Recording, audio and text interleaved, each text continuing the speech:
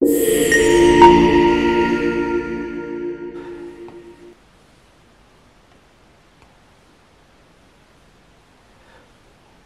दोस्तों नमस्कार। अजीज दोस्तों, पाकिस्तान की फेल्ड पॉलिसीज़ के ऊपर आपके सामने कुछ चीज़ें रखनी है बहुत ज़रूरी। पीओके में वापस पब्लिक सड़कों पे आ गई है। पूरा पीओके इस वक्त प्रोटेस्ट चल रहे हैं और ये प्रोटेस्ट बग़ैर किसी बंदूक के चल रहे हैं बलूचिस्तान और केपी के मुकाबले पे, और टोटल केओस है। पाकिस्तान की पॉलिसीज़ के ख़िलाफ़ कश्मीरियों ने, जम्मू के डोगरों ने मतलब मैंडेट दे दिया है कि हम पाकिस्तान की सुपरमेसी को अब नहीं मानते।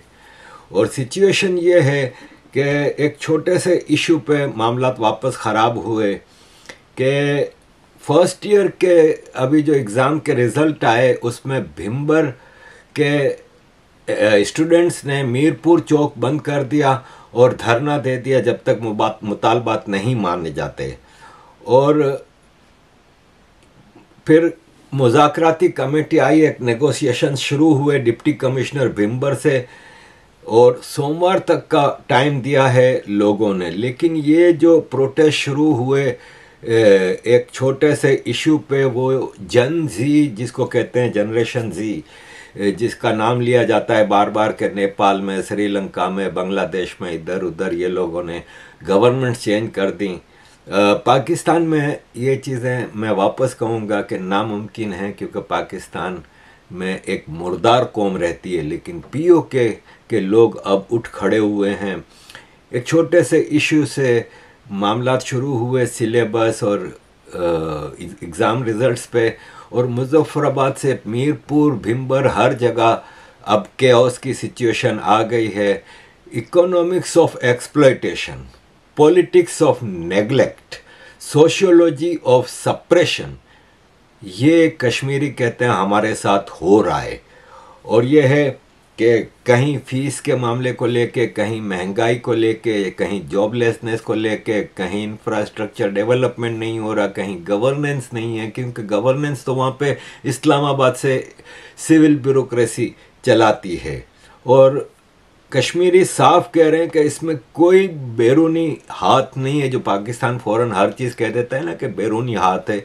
बैरूनी हाथ इतना स्ट्रॉन्ग है कि बलूचिस्तान, केपी, पीओके, गिलगित बल्तिस्तान सब, तो भाई खाली ये कह देने से कि बैरूनी हाथ है मामला हल नहीं होते। आपको रूट कॉज ऑफ प्रॉब्लम पे जाना है, और अब कश्मीरी आज़ादी से कम पे बात करने को तैयार नहीं हैं। और ये हुआ कि इससे पुलिस ने गिरफ्तारियां शुरू की और आर्मी उनके सपोर्ट पे आए। लेकिन पब्लिक अब यही कह रही है कि हमारा साथ दो, गिरफ्तार करना है तो गिरफ्तार करो। लेकिन पब्लिक अपने कश्मीरी भाइयों को कह रही है कि हमारा साथ दो, और जब तक कि हम इनसे जान नहीं छुड़ाते पाकिस्तान के बुज़दिल और नाकारा लोगों से, तब तक हमें अब सुकून नहीं आएगा। इसके अलावा ओवरसीज़ कश्मीरी जो कि पाकिस्तान का स्ट्रॉन्गेस्ट हाथ होते थे, स्ट्रॉन्गेस्ट साइड होती थी, कि लंदन और इधर उधर ख़ास तौर पे यूके में रहने वाले कश्मीरी वेल सेटल्ड थे, पैसा भेजते थे, सब कुछ चलता था। अब वो भी तंग आ गए हैं। अभी पाकिस्तान के जो यहाँ पे रहने वाले हैं कश्मीरी, वो बहुत गुस्से में थे, और उन्होंने कहा कि हमें वादे किए गए कि एयरपोर्ट बनाए जाएंगे पीओके में। मुतालबात दोहराते रहे और लाशऊरी तौर पर किसी के मफादात की बीच चढ़ते रहे। दोस्तों, ख्वातीन और हज़रात, गौर से सुने। पिछले 72 साल से आपकी 3-4 नस्लें यहां आबाद हैं, और घर बार आपने छोड़ा, सौखा होने नहीं। लेकिन लानत है, तुम लोगों ने एक एयरपोर्ट नहीं बनाया। अब ओवरसीज कश्मीरियों का यही है कि एयरपोर्ट बना दो ताकि उनको आने जाने में आसानी हो। उनको जाना पड़ता है रावलपिंडी इस्लामाबाद एयरपोर्ट पे, और इस्लामाबाद एयरपोर्ट से फिर बाय रोड जाना पड़ता है। रोड्स के हालात अच्छे नहीं हैं। फिर इतना बड़ा POK गिलगित बल्तिस्तान, तो इनका मकसद सिर्फ एयरपोर्ट है, लेकिन अभी भी मूर्ख नहीं समझते। जब ये देखते हैं आज पाकिस्तान में जो सबसे बड़ा मसला इनको POK और गिलगित बल्तिस्तान के लोगों को कंट्रोल करने का है, वो ये है कि अवेयरनेस आ गई है। पहले अवेयरनेस नहीं थी। पहले ये पाकिस्तान के नारों पे चलते थे कि 2 लाख इंडिया की फ़ौज है, 6 लाख इंडिया की फ़ौज है, कश्मीरियों का कत्लेआम हो रहा है। अब साले ये देखते हैं इंटरनेट के ज़रिए, सोशल मीडिया के ज़रिए कि भाई साहब वहाँ पे कौन सी फ़ौज है, वहाँ कौन सा कश्मीरी मर रहा है। कश्मीरी भारत में फर्स्ट क्लास रह रहे हैं, पूरे भारत के चप्पे चप्पे में जा रहे हैं, अपनी लाइफ एंजॉय कर रहे हैं, बेहतरीन इंफ्रास्ट्रक्चर इनको दिया गया है, और जॉब्स की कोई मसला नहीं है। पूरे भारत में ये लोग जाते हैं, IPL खेलते हैं, फिल्मों में काम करते हैं, कहाँ कहाँ नहीं करते। पूरे भारत के कॉलेजेस यूनिवर्सिटी में कश्मीरी स्टूडेंट पढ़ते हैं। यहाँ पे सारे मसले हैं, हमें एवं ही इस्लाम की पिपोड़ी बजा के चलाते रहे हैं। अजीज दोस्तों, एक छोटा सा वाक़या हुआ है कि लाहौर में दाता दरबार, जो मेन पुराना लाहौर है, वहाँ पे एक जानवरों की मार्केट थी। अब जानवरों का मतलब वहाँ पे ये गाय, बकरी, भैंस या शेर, चीते वगैरह नहीं, छोटे जानवर जैसे परिंदों के पिंजरे, और वो बेचे जाते थे वहाँ पे। खरगोश हैं, छोटे मोटे जानवर जो होते थे। मरियम नवाज की एडमिनिस्ट्रेशन ने वो पूरी मार्केट बुलडोज कर दी। बुलडोज कर दी तो उन्होंने लोगों को तो वहाँ से भगा दिया, इसके बाद बुलडोज की, लेकिन जानवर, सारे जानवर बेचारे उस बुलडोजिंग में मर गए। ये पाकिस्तान है, इनके अंदर कोई एहसास नाम की कोई चीज़ ही नहीं है। अजीज दोस्तों, FATF को पाकिस्तान ने कहा था कि हमने लश्कर तैयबा पे पाबंदी लगा दी, हाफिज सईद जेल में है, ये है वो है। अभी एक प्रोग्राम हुआ 25 अक्टूबर को बहावलपुर में, वहाँ पे प्रोग्राम था पाकिस्तान मरकज़ी मुस्लिम लीग। क्योंकि पाकिस्तान क्या करता है कि अपने जो terrorist group FATF, America, United Nations को मामू बनाने के लिए कह देता है कि हमने इन पे पाबंदी लगा दी है, जैसे अभी TLP पे लगाई है, लेकिन वो होता ये है कि दूसरे नाम से फिर ऑपरेट कर रही होती हैं।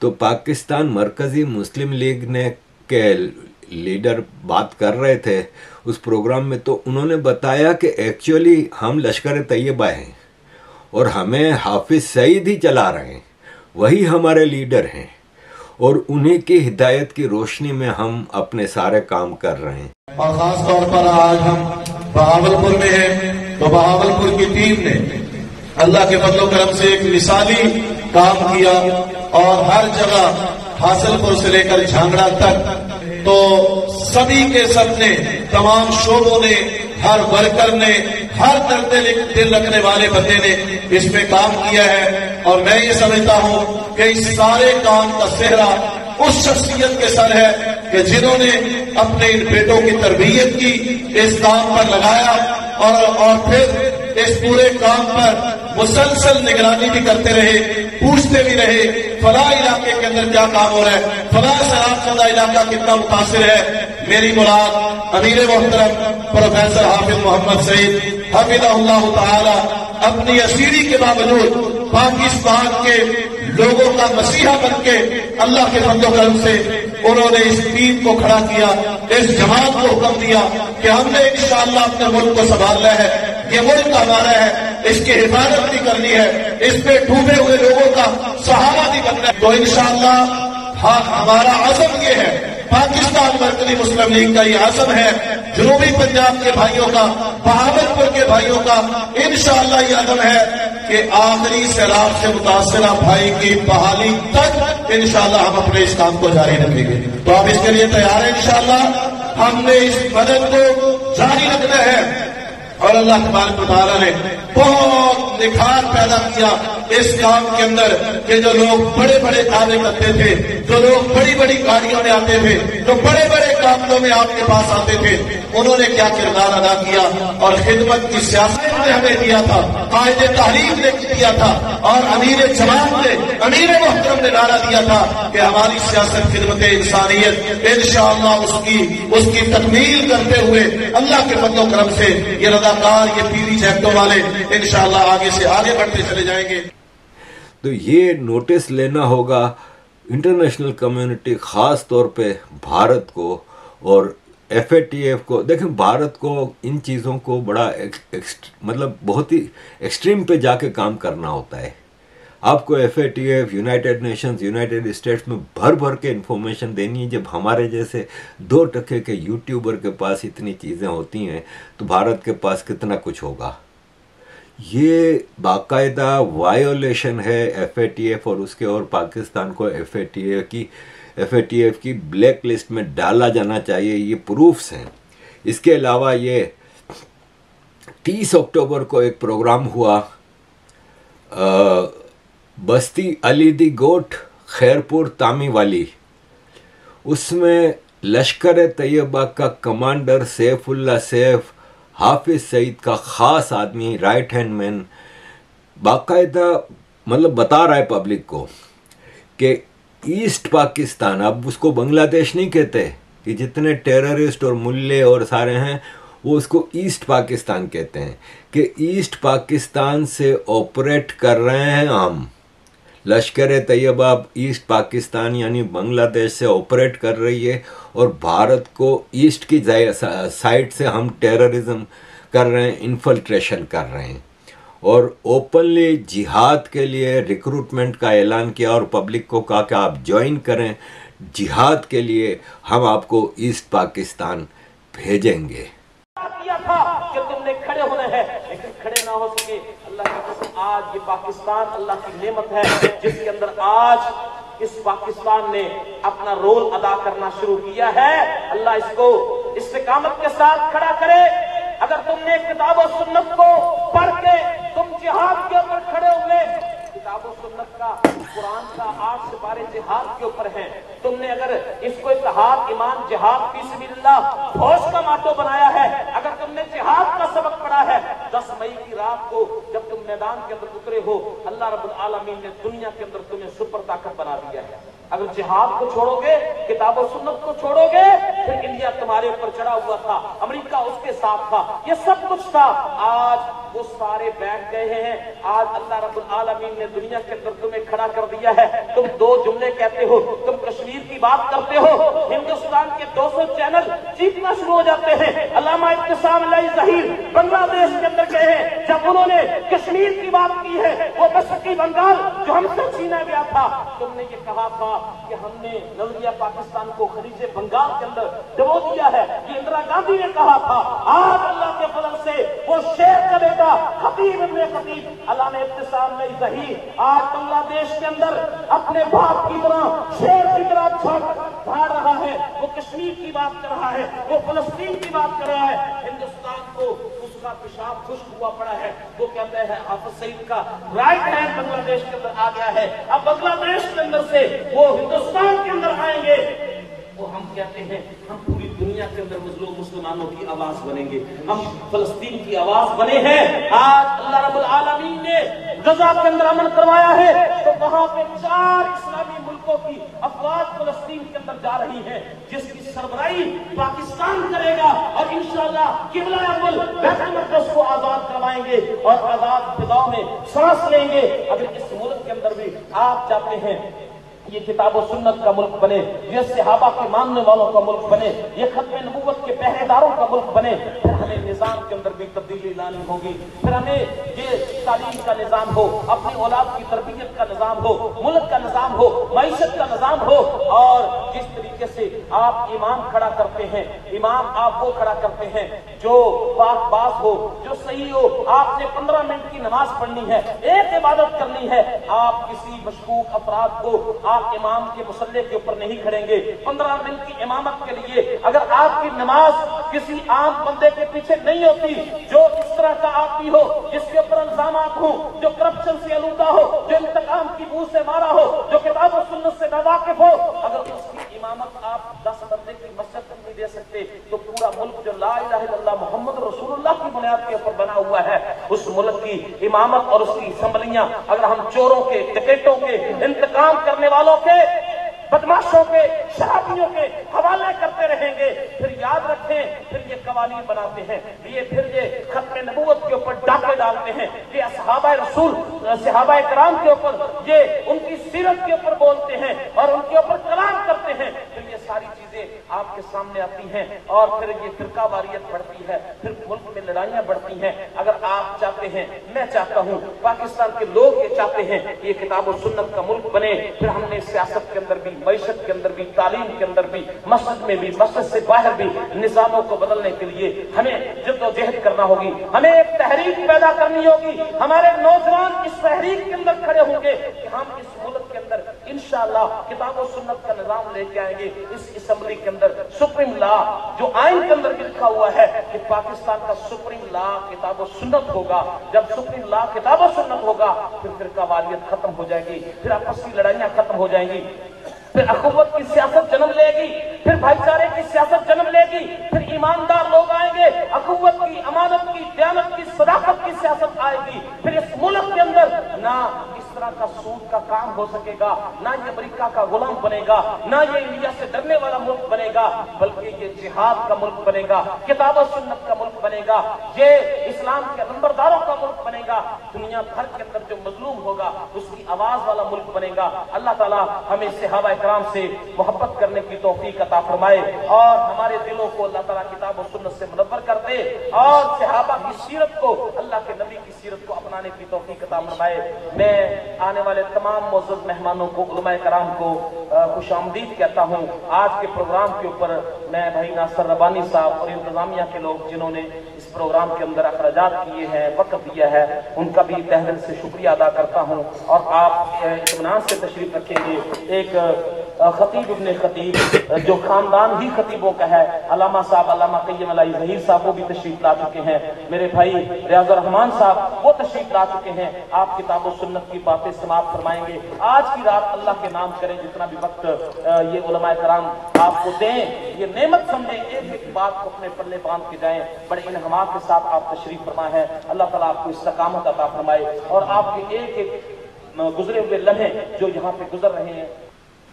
अजीज़ दोस्तों, ये पॉलिसी हो रही है और ऐसे में बांग्लादेशियों को बाकायदा सावधान रह के, क्योंकि बांग्लादेशी इस वक्त पागल हो गए हैं, बिल्कुल बेवकूफ़ बनते जा रहे हैं। जैसे कि ये पाकिस्तान का नेवी का चीफ एडमिरल नवीद अशरफ बांग्लादेश गया तो ढाका में शहीदों के मज़ार पे हाज़िरी दी और फूल चढ़ाए। बांग्लादेशी क्या भूल गए हैं कि ये शहीद हैं जो जिनकी मेमोरियल पे ये गया था फूल चढ़ाने, उनको शहीद किसने किया था? 71 में जो जेनोसाइड किया था जिन्होंने, आज वो फूल चढ़ाने आ रहे हैं और आप उनको वहाँ पे लेके भी जा रहे हैं। तो ये बांग्लादेशियों के लिए सोचने का मकाम है।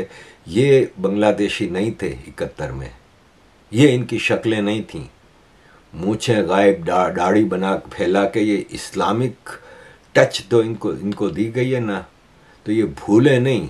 अभी वापस जो रेप हुए थे उन औरतों ने भी याद दहानी कराने की कोशिश की है कि 52 साल बाद भी हमारे अंदर वो खौफ आता है हमें जब हम उन हालात का सोचते हैं जहां बाकायदा रेप कैंप थे, पाकिस्तान आर्मी के रेप कैंप थे पूरे बांग्लादेश में, पूरे ईस्ट पाकिस्तान में, और औरतों को लाके वहाँ पे उनका गैंग रेप किया जाता था। पता नहीं क्यों आज का बांग्लादेशी ये चीज़ें भूल रहा है। उनको ये भूलना नहीं चाहिए कि ये सारे हालात हैं वहाँ के। राजनाथ जी ने यूनुस को सख्ती से वार्न किया है कि इंडिया तुम्हारी दोस्ती चाहता है, बांग्लादेश के साथ हम पंगा नहीं चाहते, लेकिन अगर तुमने पंगा लिया तो तुम्हें सबक सिखाएंगे। पहले पाकिस्तान का जनरल साहिर शमशाद जाता है, यूनुस को एक नक्शा देता है जिसमें भारत का जो चिकन नेक 7 स्टेट हैं आसाम समेत, वो बांग्लादेश में शो किया गया है। और फिर तुर्की का एक जाता है, वो भी जाके ऐसा ही एक नक्शा पेश करता है। बांग्लादेशियों को मैं बता रहा हूँ कि बहुत ही महंगा पड़ेगा तुम लोगों ने अगर इस तरह का कोई ड्रामे को आगे बढ़ाया तो ये बांग्लादेश के लिए नुकसानदेह होगा। ऑल्दो कि अभी बांग्लादेश की सरकार ने, यूनुस की सरकार ने साफ कह दिया है कि हम इस वक्त जाकिर नायक को बांग्लादेश आने की इजाज़त नहीं दे सकते, क्योंकि जाकिर नायक वहाँ पे जाना चाह रहा था। वहाँ पे इस हद तक इस्लामाइजेशन हो रहा है, इस हद तक एक्सट्रीमिज़म बढ़ रहा है कि वो उसमें इस्लामिक एक्सट्रीमिस्ट हैं, वो जाकिर नायक को लाके उसके भाषण, उसके लेक्चरों के ज़रिए वहाँ पे अपना काम करना चाह रहे थे। लेकिन बांग्लादेश की सरकार ने कहा है कि पहले इलेक्शन हो जाए, इसके बाद आप आना। तो अब लेट्स सी क्या होता है, लेकिन सिचुएशन इज़ वेरी डेंजरस। और ये है कि भारत, आई एम श्योर कि बहुत ही सावधान है। मैंने ये सुना है कि वो चिकन नेक जो छोटा सा एक एरिया है जो भारत और बांग्लादेश के दोनों तरफ जो भारत के हिस्से हैं उसको जोड़ता है, वहाँ पे भारत ने भरपूर आर्मी लगा दी है। और ये है कि सावधान है, लेकिन चीज़ें बांग्लादेश के लिए बहुत डेंजरस हैं। भारत को कोई ख़ास फ़र्क नहीं पड़ना, लेकिन अगर बांग्लादेश ने ऐसा कुछ किया, ड्रामा या कोई पंगा लेने की कोशिश की, तो फिर चिटागोंग हिल ट्रैक्स, ये सब एरियाज़ को भूल जाए कि बांग्लादेश की जो चिकन नेक है वो ज़्यादा ख़तरे में है। अजीज़ दोस्तों, thank you very much for all your support. Kindly keep supporting.